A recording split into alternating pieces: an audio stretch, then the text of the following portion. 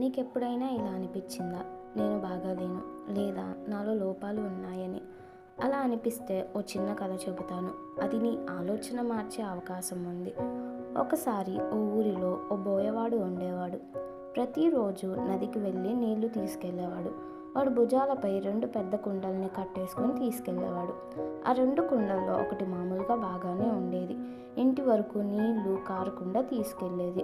కానీ రెండవ కుండలో మాత్రం ఒక చిన్న చీలిక ఉండేది. ఇంటి వరకు రాగానే అందులో ఉన్న నీళ్లు సగం కారిపోయేవి.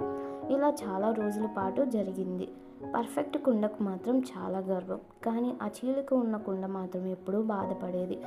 అది ఒకరోజు ఆ బోయవాడిని ఇలా అడిగింది, నన్ను క్షమించండి బాబు అని. నా వల్ల నీళ్లు కారిపోతున్నాయి, నేను అసలు పనికిరాని కొండననిపిస్తుంది అని. అప్పుడు ఆ బోయవాడు చిన్న నవ్వు నవ్వేసి ఇలా అన్నాడు, ఓయ్, రోడ్డు పక్కన పూలు చూసావా? నీ వైపే పూలు ఎందుకు ఉన్నాయో గమనించావా? నీ వల్లే అవి పూసాయి. నీలో చీలిక ఉండడం వల్లే ప్రతిరోజు వాటికి నీరు అందుతుంది. నీవు పనికిరాని వాడివి కాదు, నీ వల్లే ఆ అందం వచ్చింది.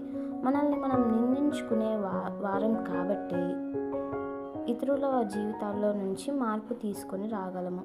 నాలో లోపాలు ఉన్నాయి అనుకోవడం తప్పు కాదు, కానీ అవే మనలో ప్రత్యేకంగా మారవచ్చు. మీ లోపాలను ప్రేమించండి. మీరు చెడిపోయిన వారు కాదు, ప్రత్యేకంగా పుట్టినవారు. ప్రతి ఒక్కరిలో ఏదో ఒక ప్రత్యేకత ఉంటుంది. ఈ కథ మీకు నచ్చినట్లయితే ఒక లైక్ చేయండి, మీ స్నేహితులకు షేర్ చేయండి. ఎందుకంటే మీ చీలికే వాళ్ళ జీవితాల్లో పూలు పూయించవచ్చు.